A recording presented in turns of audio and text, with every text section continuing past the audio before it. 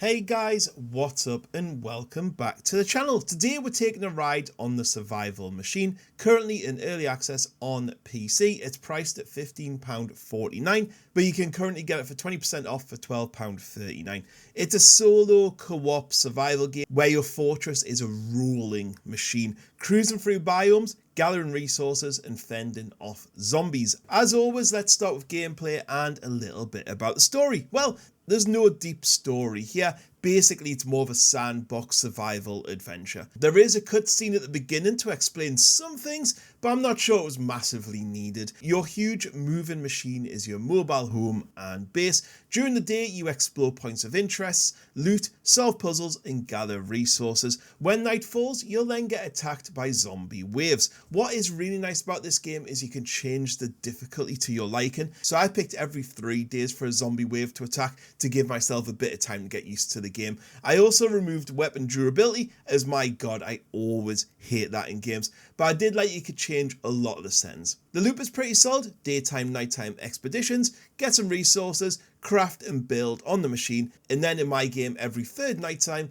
get involved with some defense. As I said, you can go solo in this game, but you can also go co-op with up to 4 players. Luckily, the grind isn't too terrible on your own, but I can really imagine this game would be a lot of fun with 4 of you. So when you're out exploring, your base moves. You can stop it, so you can press a lever and it'll stop moving, but generally that thing is going to keep on moving forward. You have a sonar to find things, but what I did like is you could filter on it. So you can put in, I want to look for a certain blueprint, mark it on the map, then you can go off and find it. You'll be exploring points of interest, harvesting resources, so the usual rocks, wood, fiber, and getting them blueprints. The blueprints will then allow you to do upgrades on your machine and to yourself. The world was pretty fun to explore on the whole. There was so much to see. But there was 2 slight issues that I had. One was that points of interest were sometimes repeated, which I think was a bit of a shame. There was also a lot of jumping around, and puzzles had to be solved by jumping sometimes as well. And this game wasn't the best at it. Jumping was a bit hit-y-missy. Sometimes you'd press space, you would jump, sometimes there wouldn't. Also, you could clip through rocks. Some you could jump up, some you couldn't, for no rhyme or reason. However, I will say in exploring terms, the game gives you a great guided experience. It sets you loads of objectives and it moves the game on, giving you things to achieve. Combat is a big part of this game, and I would say it's mainly okay. It's not the best. There's a type of stamina system, but it's not totally in depth, and zombies just kind of run at you. There's no real tactics here, and you can't outsmart them generally just by jumping on top of something. Melee was decent. Ranged attack with weapons was alright. I much preferred the crossbow when I was doing ranged attacks, but the only problem with some of the guns is the reload mechanic. It turned into kind of like a mini game where you gotta press R in the right place to reload it quicker, and when enemies are coming after you, it was just a bit annoying. Crafting is important too. You can craft loads of things, from weapons, tools, machine upgrades, decorations, even a Tommy gun. And you'll have loads of like little recipes. You put like logs into one machine and it'll make planks. You can make copper ingots and stuff like that. As you can imagine, in games like this, the recipes and machines you need get more and more complex. You can also build in this game defense platforms, cannons, ballistas, harvest stations and little houses and stuff like that,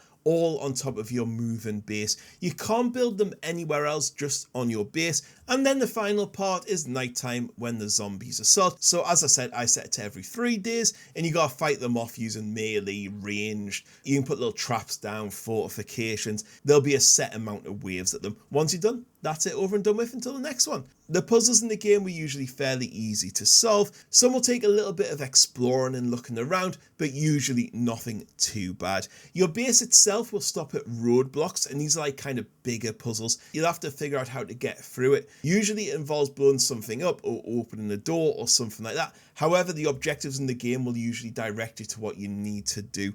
I'm not a huge fan of puzzles in games, but luckily I never got stuck for too long, and there was some variations in the puzzles as well. However, as I said, it was just usually hampered by the not so great jumping and parkouring around. Final thing to keep in mind is this game is only on patch 0.3, so there's loads more to come. It is early access, but there's still a good 6 6 to 10 hours of game time here, depending how slowly or fast you take it. Visually, this game is colourful, it's inviting, it's bright, it's got detailed points of interest, and it's got a satisfying variety in weather and lighting. However, there were some dodgy bits of lighting here or there, especially when it went from day to night.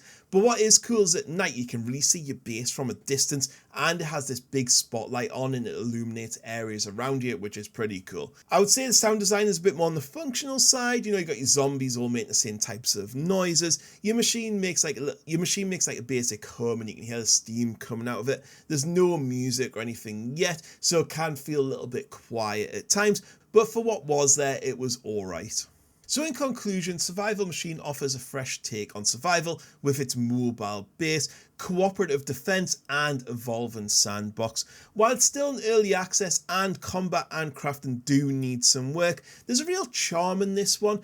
I ended up playing this for a 4-hour straight session today, which I very rarely do with games anymore. I really enjoyed the gameplay loop.